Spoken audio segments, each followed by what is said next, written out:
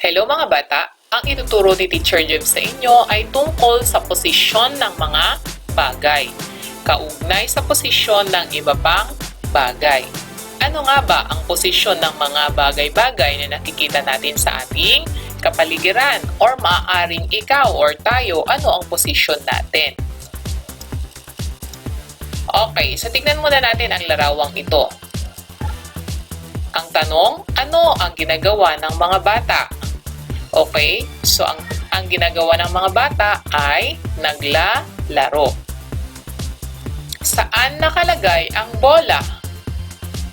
Okay, so ang bola ay nasa unahan ng mga bata. Ang tanong ngayon ni teacher, paano kung wala yung mga bata? Ano ang sagot natin dito? Okay, so ang bola ay nasa ibabaw ng mga damo. At marami pa pong iba na maaaring lagayan or kinalalagyan ng bola. At yun ang ituturo sa inyo ni Teacher Jeff ngayon. Okay, ngayon, ano nga ba ang gustong ituro sa inyo ni Teacher? Ito ay tungkol sa mga posisyon ng mga bagay. At tandaan ninyo na ang posisyon ng isang bagay ay nakadepende sa posisyon ng katabi nito or iba pang bagay. Kagaya ng ipinakita kong larawan kanina, ang posisyon ng bola ay nakadepende sa mga bagay na katabi nito. At ano nga ba ang katabi ng bola? Yung mga bata. Okay, so paano kung mawala yung mga bata?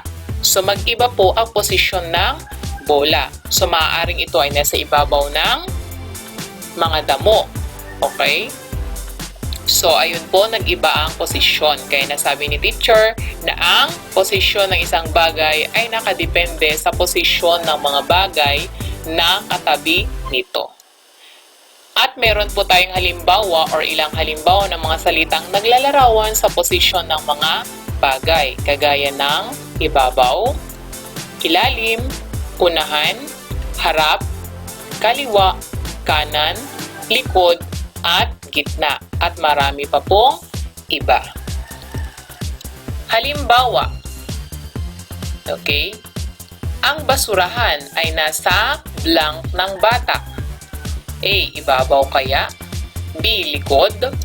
C. Harap? Okay, so ano ang sagot? Okay, letter C. So ang basurahan ay nasa harap ng bata. Next. Ang mga pagkain ay nasa blank ng mga bata at nasa blank ng mesa. A.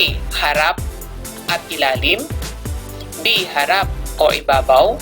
C. Harap or unahan at unahan. Ang sagot ay letter C. Ang mga pagkain ay nasa harap ng mga bata at nasa ibabaw ng mesa. Next. Ang batang lalaki ay nasa blank ng batang babae. Ilalim, B. Likod, C. Unahan. Ang sagot ay boom! Okay. So, ang batang lalaki ay nasa likod ng batang babae. Okay, so yan lamang po. Maraming salamat at sana naintindihan ninyo. Mag-subscribe ka kung hindi ka pa po nakapag-subscribe at i-click mo yung notification bell para notified ka sa susunod na video ni Teacher Jeff. God bless!